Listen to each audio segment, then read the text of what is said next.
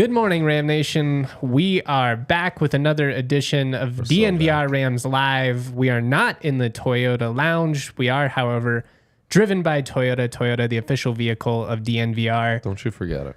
I'm here with Dre. We've got a lot to talk about. There's a lot going on. CSU Football 2025 class up to double digits. I'm going to talk about that more tomorrow. I will go a little bit in depth on some of these commitments. It's in a good spot. Every single Thursday, J-Mike, you got updates. Yeah, every single Thursday. It's been like 2 months straight. It's been good. It's been consistent. They've done a good job of finding talent in pipeline states. They're having a ton of success in Texas this cycle. Not as much California as we've seen the last couple of years, but obviously we still have time to let the rest of the class fill out. It just seems like they have a really good identity and have done a good job of identifying the type of people that they want. CSU men's basketball, they also picked up a commit, 2025 commit, Docker Tedeschi, I believe is how you pronounce it. We're going to talk about him before we get into some CSU football win totals, some Mountain West conversation. I love it. Football's in the air. Basketball's in the air. We're in our element. So true. How you doing, though? Did you watch the whole first round of the draft? Oh, yeah. Whole thing dialed in. A little mid-major love, huh? Yeah, it was 2 fun. years in a row. It was fun to see. I mean, part of that I think has to do with like the COVID eligibility. There were a lot of older mid-majors a year ago, both with guys that got drafted like Baylor Shireman and you know Dron Holmes, and obviously some guys that haven't gotten drafted yet as well.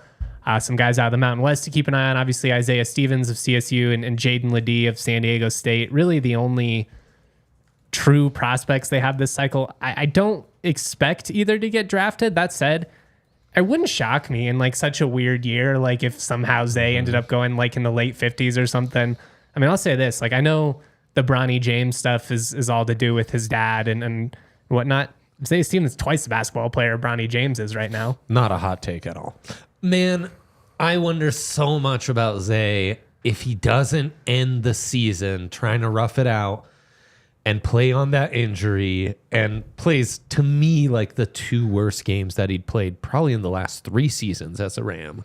He was just, you could just tell he was things would hobbled. He didn't have the explosiveness. He couldn't get to his spots in the same way. But I mean, he is a guy, if you look at what he did over a couple of years, I mean, his improvement as a shooter, both catch and shoot and as a spot up guy is tremendous. I know he's not the biggest guy in the world, but he's so savvy. He's so skilled.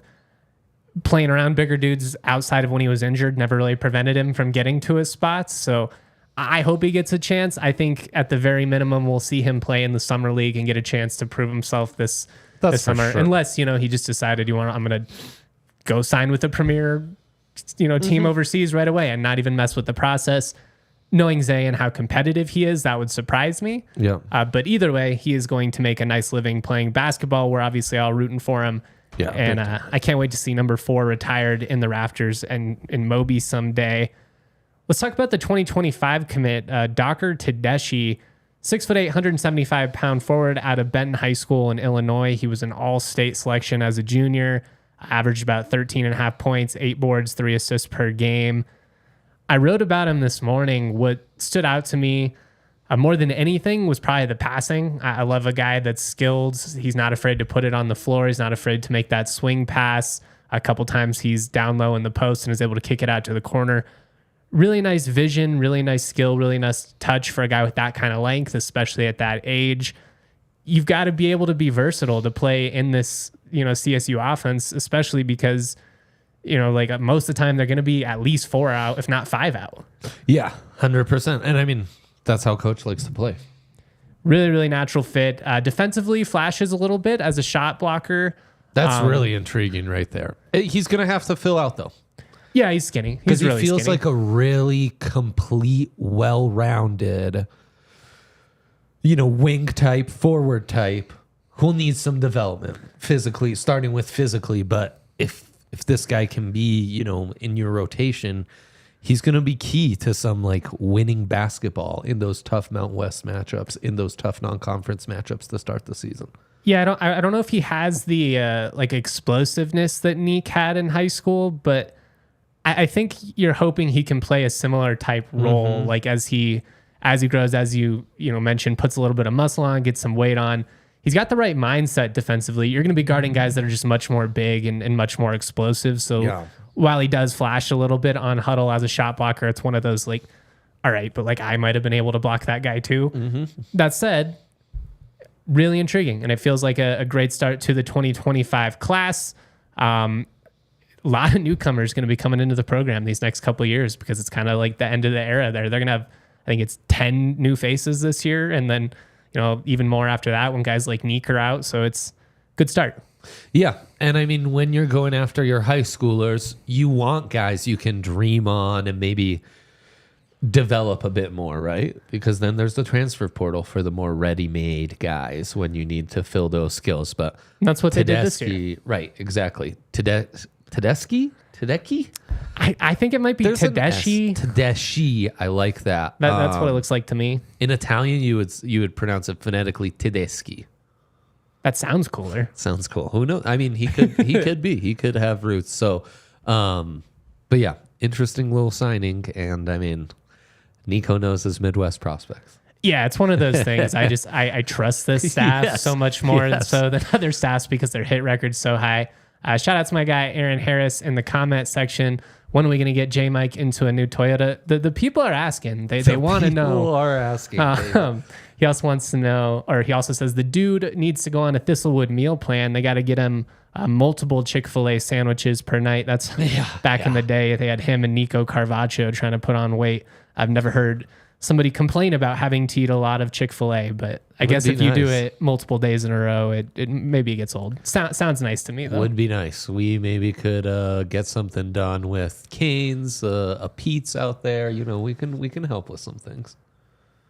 It's a good point. DNVR bar, pop on the pod, get you a I like the plan. All within. Obviously, I'm not trying to make any NCAA violations, but within reason, we will contribute. We'll do our part. Yeah, I'm down for it. Aaron also wants to know what happens to live shows in the Toyota Pseudo when J Mike moves to FOCO. It'll be a mix. We don't have the exact schedule yet, but I'll still be in the office some. I have a home studio, so we'll figure all that out. I'm gonna actually have a much cooler home studio set up, so I'm really looking forward to it. That's dope. And you'll be able to still interact weekly with J Mike, which is really what matters here at AH as we figure that all out for sure. I do want to shout out Lucy Nicotine. They hooked it up in a major way. 100% pure nicotine, always tobacco free. It's available in pouches, gum, and breakers. Breakers are pouches, but they have a capsule of liquid flavor inside that helps saturate the pouch, keep that nice smooth flavor going. I recently got to sample a couple of the pouches. Like I said, they hooked it up, and I am super appreciative. Apple Ice and Mango, my two personal favorites. The Spearmint one was really solid. You can't go wrong. It's a smooth release of the nicotine. Some of those pouches, it can be a little bit overwhelming. Then you're feeling nauseous right off the beginning. That's no good. Other ones, it's like a crappy piece of gum, and then it's great flavor for about 15 seconds, and then it's like, ugh, I got this nasty thing in my gums. Not Lucy. It's smooth. It tastes great. Level up the nicotine routine with Lucy. Go to lucy.co/rams. Use that promo code to get 20% off your first order. Again, that's lucy.co/rams. Get 20% off plus free shipping. Always free shipping. It's a great deal. On these pouches, you're not finding deals like that anywhere else right now. So Lucy's got you covered. Yeah, really, prices of those things have gone through the roof at most places. It's crazy. Here comes the fine print, guys. Lucy products, they're only for adults of legal age. Every order is age verified. Warning, this product contains nicotine. Nicotine is an addictive chemical. Again, that order is age verified. I also want to shout out Toyota, the official vehicle of DNVR, also an official partner of CSU Athletics. Trucks have always been a part of Toyota's DNA for generations. They've built durable legends destined for greatness that are perfect for Colorado. So whether you're conquering the off-road trails or you're hauling the way to the world, there's a Toyota truck that's just right for you. Maybe it's the new 2024 Tacoma or the return of the iconic 2024 Land Cruiser. They've got 17 models with all-wheel drive or four-wheel drive like the Epic 4Runner. They also offer more low and zero emission vehicles combined than any other automaker to give customers numerous choices to reduce their carbon footprint. Toyota, the proud partner of CSU Athletics and the official vehicle of DNVR. Shout out to everybody in the Toyota chat. A lot of fun here. Let's get into some win totals. I want to talk about this 2024 schedule for CSU. I want to talk about The reasons that Vegas believes in CSU, maybe even more so than you would expect after 6-7 straight years of no bowls here. I want to talk about the areas they need to improve as well. Yeah. At the end, we'll give out some of our favorite picks, essentially, for the 2024 season, overs and unders for the Mountain West. But we are obviously going to focus heavily on CSU here. Win total set at 6.5. Like I said, to me, that was maybe a little higher. I maybe would have guessed 5.5, just given the lack of postseason appearances in the last half decade. What jumped out to you about that? Yeah, as far as Mountain West season previews go, there's kind of a mixed bag where the Rams are maybe the top of the bottom of the conference in some of these rankings, more in that 7 range. And then, like the book has them, they're tied for 4th best team in the Mountain West. And that, I think, is more what we've been thinking, how the talent acquired over the offseason is trending for us, and just kind of generally what our expectations are. 6.5, I think, is really well set. It makes sense when you look at the schedule. I think that is definitely a big factor. CSU's got 7 home games, only 5 road games, a point that I have drilled repeatedly. It's something they've got to take advantage of. It's huge. On top of that, though, on also having 7 home games, they played 3 straight home games at one point. There's also a stretch in the middle of the schedule where they're going to play 6 first-year head coaches over a 7-game span. You've talked about this a lot. It's huge. I mean, UTEP with Scotty Walden, Oregon State with Trent Bray, San Jose State with Ken I can't pronounce it, coming over from Navy, Niumatolo. I guarantee you that was way wrong. New Mexico with Bronco Mendenhall, Nevada with Jeff Chody, and Wyoming with Jay Norvell. That feels like a really key stretch for CSU being able to hit this over here and being able to finally, get back into the postseason. And I mean, I guess technically if they hit the over, that'd be more than qualifying for the postseason. It'd be a winning season. 100%. And I mean, it really sets up to where a lot of this is going to come down to that conference schedule. It starts there with hosting San Jose, and if you can get through those first, I don't know, man, it sets up nicely. I really like that conference schedule. It's the non-conference, which we talk so much about, building confidence and some positive momentum for this group. Well, to me, having success, especially in the non-conference schedule, opens up the possibility of, and this is obviously really aiming high, but if you have some success in the non-con, you have an opportunity to, really contend for championships. And obviously, that record's not going to factor into the Mountain West standings. But if, you got CU at home for the first time since 96, if you could win that game, now all of a sudden you're looking at the rest of the home schedule, and it's like, all right, well, if you beat CU, you should probably hope to go at minimum 6-1 at home, if not 7-0. I mean, obviously Wyoming, that's a big wild factor. Yep. Wild card factor. You're 1-6 in the last 7 against them. You're 0-7 against Air Force. You're 0-6 in the last 6 against CU.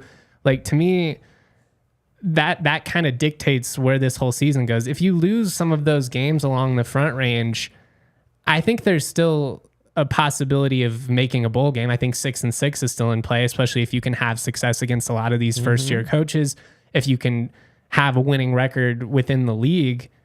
But if you can win some of those games against Wyoming, against CU, against Air Force, now all of a sudden you're trying to strive for more. The hope is more can we win 8-9 games? Can we push for double digits?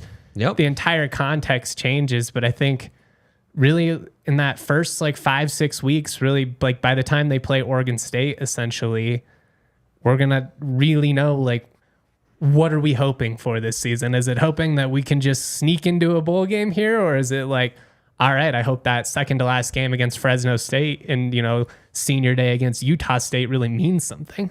No, I know. It's that non-conference schedule feels really huge, because then you look at the conference schedule, there is only one team on the schedule that has a higher win total than the Rams, and that's at Fresno State. That second to last game in late November. The rest of the way, there's no one with a better record win total number. There are two teams in Air Force and Wyoming who have the same win record. So we could say when the Wyoming game's played in Fort Collins, the Rams are probably 3-point favorites. When the Rams go to Air Force, Falcons are probably 3-point favorites. So 5-2 in the Mountain West schedule, it is what the book's telling you. And then UNC Northern Colorado, or UNC UTEP, all of a sudden you're at 7-2. There's your over. And then it's, Texas, Colorado, Oregon State. Texas was a playoff team. Oregon State was ranked the entire season. It's just it's dark hard horse to for expect. The playoffs last year. You don't really know what to get with Oregon State. Right. Obviously they lose their star running back. They do have some staff continuity with Jonathan Smith, with the DC taking over Smiths, who left. Yep. They had a lot of transfers out. I mean, Oregon State's going to be tough. Honestly, you would have loved to flip the Oregon State Texas weeks. Oh yeah, Catching for sure. Oregon State week 1 would be amazing. And then CU, it's a rivalry, it's a game, it's going to be crazy. It's going to be in Fort Collins. I mean, that one is it's huge. And it's the type of game that if you win, I mean, obviously you have to take advantage of it, but I think back to 2014 and what winning that game did for CSU from a confidence standpoint. Then, you go out, you win that game 31-17. You've got a little bit of swagger to you. They actually lost week 2 against Boise State that year, but then they go out on the road and they beat a Boston College. They sell out their first home game in over a decade, and you win on this dramatic game-winning field goal by Jared Roberts, and the fans storm the field. Winning that type of game can be such a big catalyst for just getting on the right track, instead of being all right, we're 2-2 going into the year, which would still feel better than what some of these last couple of years have been like. But if given you're the schedule 3-1 with a win against CU going into the conference slate, given the fact that you have one of the easier draws in the Mountain West against these teams, a lot of first-year programs, a lot of unknown, but in theory, going into year 3 with the continuity that you have your head coach back, you have your quarterback coach back. Jay is the OC, but you have your lead offensive assistant back. You have your DC back. All have been here for 3 years. All of your recruiting staff has been in place. You've got 7 starters back on each side of the ball. Yeah. Consistency on the offensive line is something we've complained about for years, and you actually have that this season. I mean, I think the 2 deep, the state of the offensive line is the best it's been in a decade. No doubt. They've got size. I mean, one of the big keys for them is definitely going to be building off of what they did last year, where they made major strides in pass protection, and some of that was on the quarterback too the year before, not getting rid of the football. But just statistically speaking, the amount of sacks allowed, it was night and day. You made a major jump in terms of passing offense. You go from averaging about 198 yards a game to over 300 yards a game. Mm-hmm. You're able to double the amount of passing touchdowns that you had. That was actually a goal I had going into the season for them reaching the postseason. It didn't obviously play out that way. You got to run the football with more consistency like you did those last couple of weeks, and you got to cut down the turnovers, man. 16 interceptions. It's killer, especially in those coin flip games. Yeah, it's, and that's why I think the non-conference is so essential, is getting that confidence to where at the end of the game you feel good. And they closed out games half decently last year.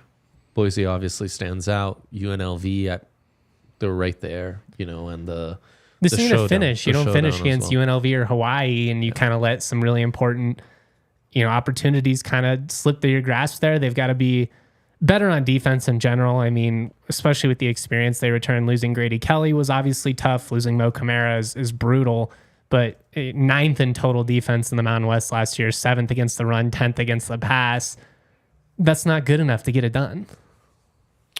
No, and the defensive questions will be big. That's the thing, and I'm going to answer the questions that I got in the mailbag tomorrow on tomorrow's show. You can go to that tweet if you still want to get some questions in, or you can just tweet them at me. I'll do the best that I can to answer as many as I can. But one of the things that I know somebody asked me in that mailbag was, what are the reasons to believe that the defense is going to be better than a year ago? And I don't know if you can say that with like confidence. I mean, losing the type of player and that Mo Camara is, that's a brutal blow. That said, like, you're very optimistic about a newer Gatkuth being able to slide into that role and really ascend. You're really excited about Boom Jock at linebacker next to Chase Wilson. You bring back two of the three leading tacklers in the entire conference, and Jack Howell and Chase Wilson. A lot of games played between some of those guys: Blackburn, Howell, Aiden Hector at nickel, Dom Morris, some of these guys they're going to be back. You need them to be better than they were a year ago, though. And there's depth you can rely on that there just wasn't in years prior. So I think while maybe the high-end star players on the defense aren't what we've seen on and off the last few seasons, might be better depth, and that might raise all boats. I hope so, man. I hope so. And obviously, like, if you can keep Torrey Horton healthy, that'll be huge. I feel like the offense certainly dipped when he was dinged up, which makes sense. You bring in Armadi Winfield from Baylor, former 4-star, one of the top rated wide receivers in his class. Crackers College Hoop, my guy Swole, he says, I expect consistency over 4 quarters this season. Last year was way too herky-jerky. I mean, yeah, I think that's probably the biggest key for this team on both sides of the ball, is that, like, you saw the talent flash, you saw them make plays, you saw, even like as up and down as the defense was, like the worst moments were late against CU. Utah State was obviously a train wreck. Late in Hawaii and UNLV, there were also moments where they were really good. Like before Mo gets ejected in Boulder, he's dominating. I thought the defense was really key in pulling out that win against Middle Tennessee State on the road, especially in that second half. Mo comes back and just takes the game over. Like you got to find a little bit stopping the run and running the ball better. Ball control, like everything just needs to be a little bit smoother instead of, it was kind of like we're either going to go out there and put up 600 yards and hit 80-yard touchdowns, or we're going to go 3 and out. And you need a little bit more stability. Running the ball's a great point though, because having more control of the game is going to be massive for the defense. Yeah, I mean, I think that's probably the biggest key with this group. Like you like some of these veterans, but I mean, if they're on the field all day, like that's when I think you start to see some of the maybe inexperience come into play, when you're having to start relying on, because you're having to sub and they're on the field, you're having to rely on like some second year guys in the secondary and the defensive line. It's just, if you can lean on your veterans, if you can help them out a little bit, if you can run the ball the way you did over those last 3 weeks, small sample size, obviously, but outside of Ashton Jeanty, nobody averaged more rushing yards per game than Justin Marshall in the Mountain West last year. That's crazy. Right? Isn't that weird? Like, obviously, Harrison Whaley of Wyoming, much bigger sample size. Jamari Croskett down in New Mexico, who's now at Arizona, I believe. Transfer portal, tough to keep up with. But, yeah, I mean, they really ran the football well there down the stretch. And I think that's probably one of the biggest ways you can help your young quarterback cut down the turnovers too, is not make him feel like he has to be Superman and throw the ball 60 times a game. 1,000%. 1,000%. It's going to be huge. And just, I mean, it gives this offense way more balance, because it is. My one gripe with the offense is when you go 3 and out, sometimes it really can be like 15 seconds. Well, it can be killer, and it can be brutal on a defense, but especially like if they just had a long drive and then you go 3 and out and now they're going back out there, that can be a situation where it's like it was a 1-score game, and then all of a sudden you send your gas defense out and you're down double digits. Yeah, 100%. Big year.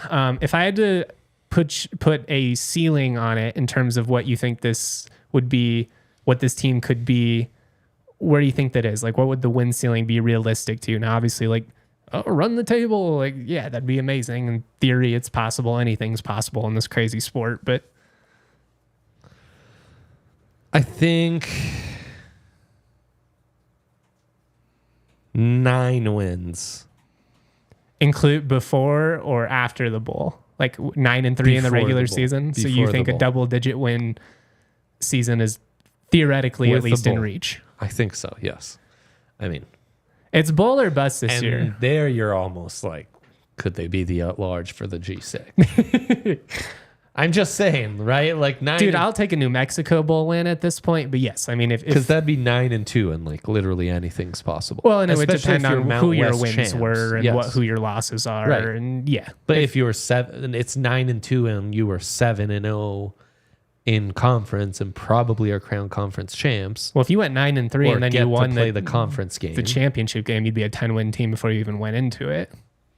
yeah, exactly. I mean, that really could do it. Sure, it'd be fun, man. Doesn't feel like that long ago when all of this was like very realistic from a year-to-year basis. You know, under Sonny, every year is, you know, you start the year as a top 25 team. It's like, oh man, we're gonna get to the Holiday Bowl this year. You know, which Power 5 are we gonna take down? Mm-hmm. I don't think they used the terminology Power 5 back then, but we didn't talk about it that way. Yep. I think if you can come out of the showdown, Texas, Oregon State, and Fresno, those 4 games with a 2-2 record, I think that's possible. I'm with you. And win the games. You got to win the 50-50 games, you know, beat a Utah State, like, you know, beat Wyoming finally, get the Air Force, man. get the bronze boot, you know. God, it'd be nice to snap that streak against Air Force. It felt like They got to, dude. they lost a really frustrating game in the Springs in 2016 where a missed targeting call on Steve. It was a situation where they called targeting, but then it wasn't. But that was before targeting also had to have a personal foul. So then it ended up just being nothing, despite the fact that he got speared in the head. It was very frustrating, but nothing but bad vibes in the Springs ever since. What a time.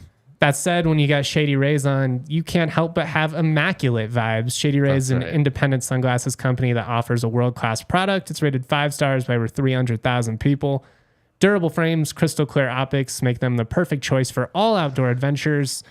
Also perfect for just chilling. Like if you're one of these fun, cool guys that's out here like kayaking, doing all the great, bold things that Colorado has to offer, Shady Rays are for you.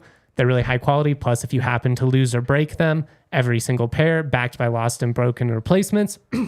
That said, you might just want to chill in the sunshine, maybe crack open an ice cold Coors Light and kick back in the Shady Rays. Exclusively for our listeners, Shady Rays giving out the best deal this season. Go to shadyrays.com. Use that code DNVR for 35% off. You heard me. Use that code DNVR for 35% off. Polarized sunglasses. Try for yourself. The shades rated 5 stars by over 300,000 people. It'll be 500,000 soon enough. Damn straight. I also want to shout out Coors Light. Guys, life's chaotic. Honestly, the best part of my week is doing these live shows and getting to interact with all you guys, getting to interact with my awesome coworkers. But behind the scenes, I'm moving, which makes me want to rip my hair out. I hate folding boxes. I hate packing. I hate deep cleaning.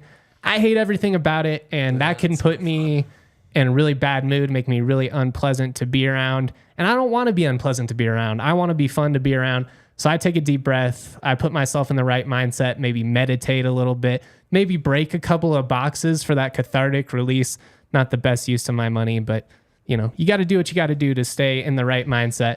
And then I crack open an ice cold Coors Light, and it's like, you want to know what? Moving's not that big of a deal. The way to go. Yeah. Coors Light, it's as cold as the Rockies. It's the only beer that's cold lagered, cold filtered, and cold packaged for a smoother finish. Make the most out of the times you choose to chill. Get Coors Light delivered straight to your door with Instacart, or go to CoorsLight.com/DNVR. Celebrate responsibly. Coors Brewing Company, Golden, Colorado. Whew. I could use an ice cold Coors. It's already 1,000,000 degrees today, and it's not even noon yet. 15 minutes away. Pretty close. Not a summer guy. Boy, I'm seeing the youth is out in this anti-summer rhetoric, and it warms my old dark heart so much. It really does. I mean, I'm really pale, and I have hyperhidrosis, so I sweat a lot. So it's like just not a fun climate for me in general. But also, just like, you're lying to yourself if you're telling, like, oh, I love being out here in 101 degree direct sunlight, just baking. But hanging outside is fun, and we have the benefit of great shade here in Colorado. That's true. If you are in the, I'm willing to hear the argument. If you're in a crappy, like, wet state, lots of humidity, there's no reprieve from it. That's true. I will say at least it's not muggy in Colorado. Like it's a hot, dry summer. Not muggy also means no bugs. We are spoiled with the amount of bugs, Allie. Do you know what a disaster it is most other places in summer, bug-wise? You don't want to be doing that. You don't want any part of that. No, you don't. Shout out to everybody in the Toyota chat. I appreciate you going back and forth. Everybody keep it civil. Muggiest place in the Mountain West? Is it Hawaii? I would think so. Yeah, makes sense. Yeah. A lot of desert. A lot of, a lot of dry climates here. Yeah. That's why in the Mountain West. Mountain West win totals for 2024. CSU set at 6.5, as is Air Force, as is Wyoming. UNLV set at 7.5. Same with Fresno. Boise leads the way at 9.5. Hawaii coming in at 4.5. Same with San Jose State. Missed San Diego State at 5.5. And then rounding out to the rear, we've got New Mexico 2.5, Nevada 2.5, Hawaii 4.5. What jumps out to you in terms of the plays this year? Well, what jumps out to me is that Air Force number seems like real sucker central because we do this. We do this every year, Justin. They've lost this, that, and the other. Oh, it's going to be a down year for Air Force. And then late October, we'll be like, whoa, they're getting AP votes? Crazy. I didn't see this coming. It's like, well, it's kind of like a 10-year trend. Maybe see it coming. Now, they do have that bad season. 1 out of every 3, they have the bad year, right? So they are kind of due because, it's like 4 9+ win seasons in the last 5 years. The consistency they've had for the last decade has been really impressive under Calhoun. The schedule's also brutal. Like, man, adding Oregon State to the mix, and then you've got Baylor in the non-conference, and you always have to deal with Army and Navy, and they just don't get a ton of breaks in the Mountain West slate. That's why it's set at 6.5. That's why the under is intriguing. And while I'd love to be a Fresno hater, I think I was ahead of the curve last year. Their schedule seems pretty easy. That's why they're set at 7.5. So I want to hammer the under, but then I'm like, I think they get to 7 pretty easily. Boise's the same way. I think they get to 9 pretty easily. Boise, I'm with you. I think 8-9 is pretty within reach. I do wonder, especially with keeping Genty and guys like that. Yeah, they have a fairly difficult non-con, so I wonder if getting to double digits, hitting that over is going to be tough. But some of the ones that jump out to me, and I'm with you on Air Force. Like I will say, I'm a little bit gun shy on being like take the under just because of the consistency they've had. That said, it does seem like with the amount of guys they've lost on both sides of the ball between these last 2 years, at some point, that's got to catch up to you. I remember even a couple years ago in media days, which I'm going to be out at in Vegas here in a couple of weeks, Troy Calhoun even like hinting at it, like, man, this run we've had is pretty incredible, but I don't know if we're going to be able to sustain it, especially as we lose some of these guys. Yeah, they continue to outperform expectations. We shall see. One that that's a great point, though. It's like coming at some point. Really, yeah. That's so true. At some point, the fall has to come. And I kind of wonder the same for Wyoming. Like, I know they have a ton of defensive continuity. Yes, and so if you buy into Wyoming, they're going to run the football well, and they're going to be very stout defensively. Yeah. And so they're going to be in all their games. Like, I don't see a lot of Wyoming getting blown out. I do wonder if they can score enough to keep up with some of the top flight offenses in the Mountain West. That's kind of been the issue going back to the beginning of the bowl era. Always competitive, always right there in the mix, but there was just kind of that ceiling they couldn't get through. They've got a pretty tough schedule. They've got BYU, I know, comes to Laramie. Like, there's a couple of games that really they go on the road to Arizona State and North Texas. Like, there is a world in which they're looking at a one. And Idaho's no slouch coming to Laramie. Like, there is a world in which you start 1-3. It's true. And then they end the season on, I think, at CSU, hosting Boise, and then at Wazoo. That's not a fun way to end the year. To end the year at all. But the same is true for those other teams, because come like late November, that's where Wyoming's able to express their best football because they're such a meat and potatoes team. Yeah. Yeah. I just wonder if they have a slow start, can they still get to 7 wins with that tough end of conference schedule? Right. I like the under for Wyoming this year. I'm going to go ahead and put that one as like one of my favorite picks for. I like that one. And I'd love to hammer the over on Hawaii. I'm with you. I'd love to hammer the over 4.5. We just got to find me the games on the island we can win. Well, you start with Delaware State. So Dub. You got to win that one. A really big game for Hawaii is can they win on the road at Sam Houston? They're not historically a great team on the road, but if they can win that one, they beat Delaware State, assuming they lose to UCLA at home, but you never know on the island, especially in August.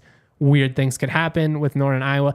I think the whole key for Hawaii is they've got to start 3-2 over the first 5, and then it's easy sailing from there.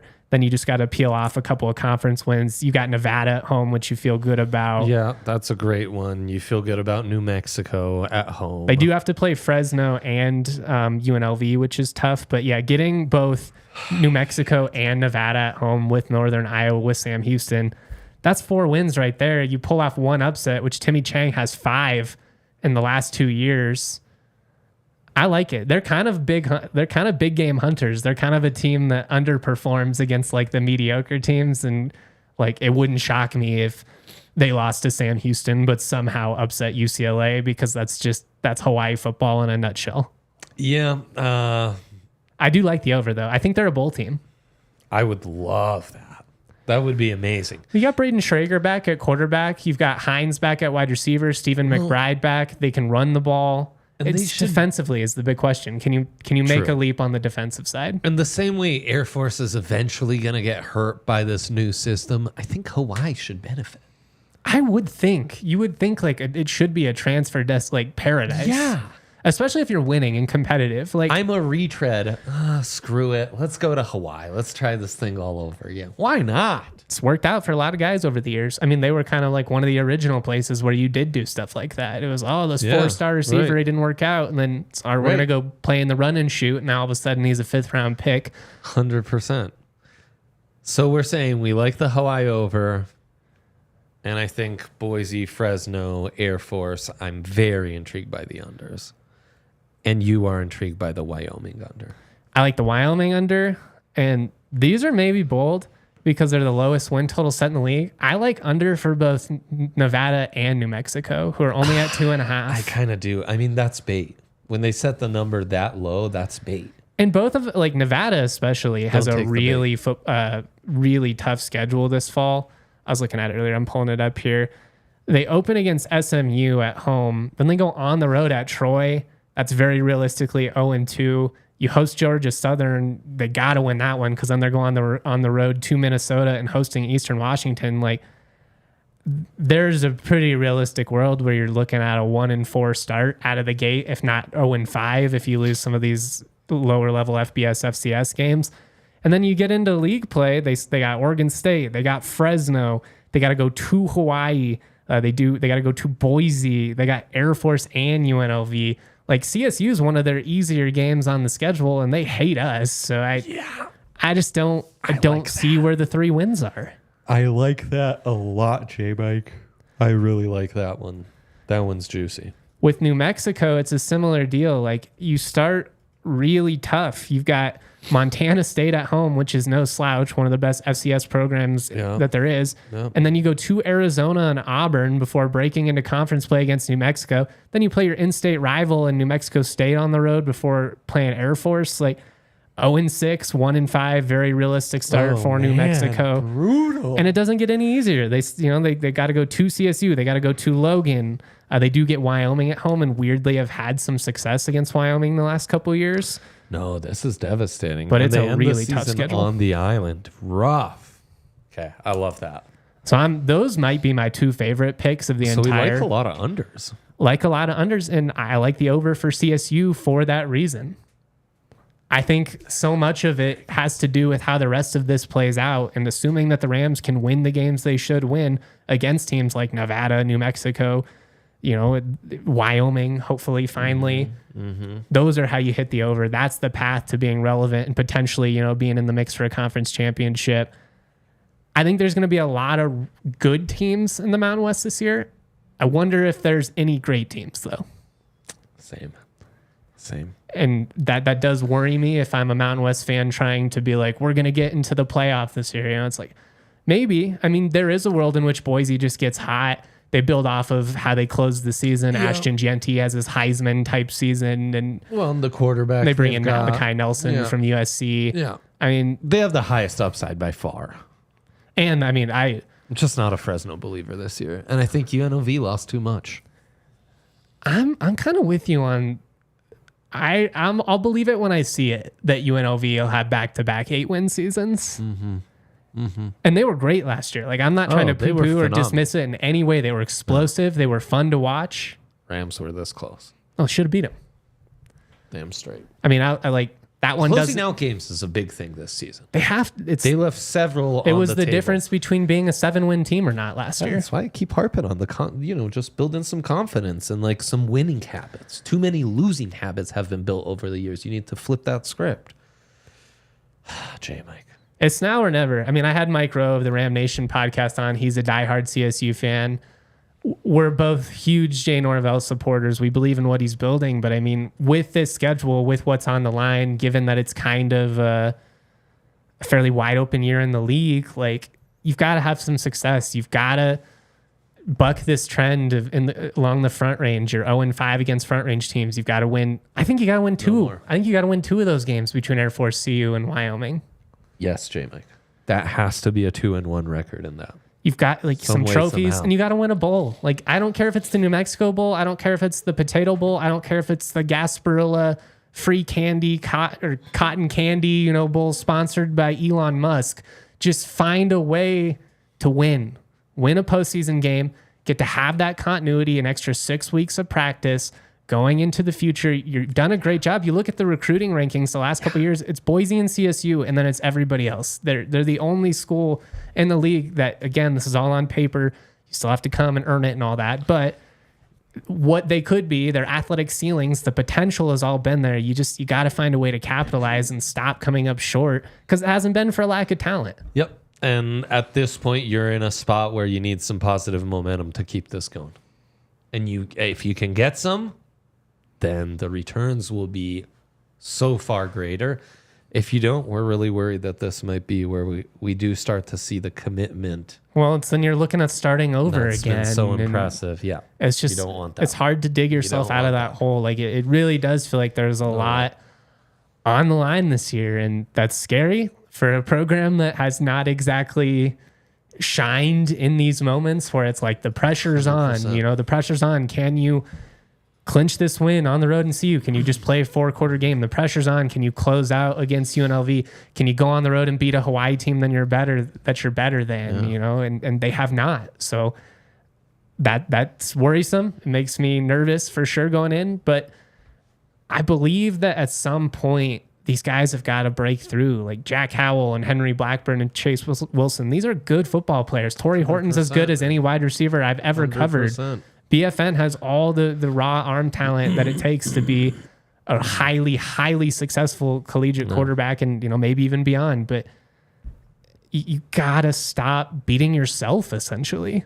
And that's what this team has done repeatedly over the last 6-7 years, and it's been why they lose every 50-50 game. It's been why they haven't been able. It's why it's always been 2 steps forward, 1 step back. Can you go 3 steps forward this year? I can't wait. I hope so, man. I can't wait. We got a lot of fun content coming out over the next couple of weeks. I'm obviously locked in on the recruiting stuff. You're not going to find any more recruiting coverage, honestly, probably anywhere in the Mountain West than you do here at DNVR. So go check all that out. I've got the latest on hoops. I've got the latest on football. We're talking more football recruiting tomorrow. I'm also going to rank 1 through 12, the toughest environments in the Mountain West to play in. Talk about how that's kind of a nuanced conversation. Certain places are tougher to play because of the atmosphere. Certain places are tough to play just because you're playing a really good team. It doesn't really have much to do with the atmosphere. I can't wait. I appreciate all you in the Toyota chat. So much love to everybody in Ram Nation. Before we get out, Coach DJ wants to know thoughts on Dom Jones, second-year Ram. I think he's going to start at corner. I think it'll be him and Isaiah Sissoma starting at DB. He flashed, obviously, last year, second on the team in interceptions. Need a little bit more ball production this year. And that's just the secondary as a whole. That's not like a really a complaint about Dom in particular. Just more PBUs, more interceptions. They've got to have more success in man this year, and they've got to stop giving up some of the big plays. And you hope that by bringing back guys like Dom Jones, bringing back Howell and Blackburn, and having that continuity within the secondary, along with a really talented corner in Isaiah Sissoma who comes over from Nevada, you're able to kind of take a step forward there. But we'll talk about it all plenty in the coming weeks. Shout out to everybody in Ram Nation. I'm always proud to be y'all. Much love. Peace. We all silly like the mayor.